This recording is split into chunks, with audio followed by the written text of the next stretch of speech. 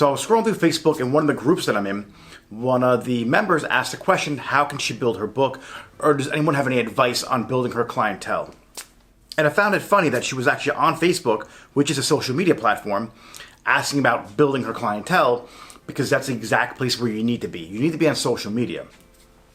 But the one thing that a lot of stylists get caught up with is the amount of likes and followers that they have. Don't think about how many people are liking and following your page. I mean, granted, that is a good measure of how successful you're being with your content and distributing your content, but think more along the lines of how much value you're adding to your followers and your subscribers. If you're just posting the same picture as everybody else, people are going to scroll right past your pictures or your feed. So what you want to do is create some kind of value. Do something for somebody. Teach them a technique. Teach them a skill. The one thing I told this young lady was, you could do tips. You can teach people how to clean their brushes. You can teach people some terminology. What actually is a balayage? What is a root melt? What is a color melt? What is a fringe? Like, take some of the terminology that we use in the hair industry and break it down for the people who aren't professionals.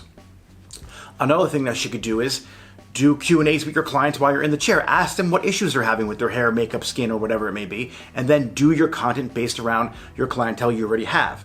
So Gary Vaynerchuk came out with a book years ago, which was probably one of my favorite books that he had. It was called Jab, Jab, Jab, Right Hook. And it was a metaphor for give, give, give, ask. So if you're just saying, hey, look at me, look at me, look at me, come to me, come to me, I do hair, no one's really gonna wanna come have you do their hair based on you doing the same thing everybody else is doing.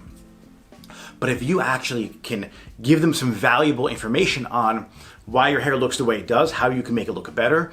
If you're a makeup artist, give them tips on how to do their makeup, how to make their makeup last longer. There's so much valuable information in our industry that there's no shortage of content you could provide.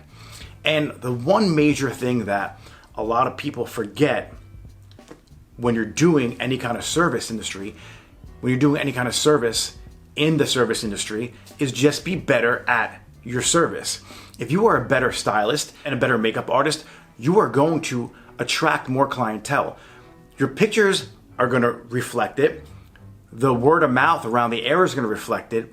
And then you could take that skill set, capture it on video, because video, I feel, gives a lot better connection with your craft than pictures do, and then that will magnify. So if you're able to really wow people with your skills, with your techniques, and the value that you add to them by following you or subscribing to your channel, you're gonna see your clientele build immensely.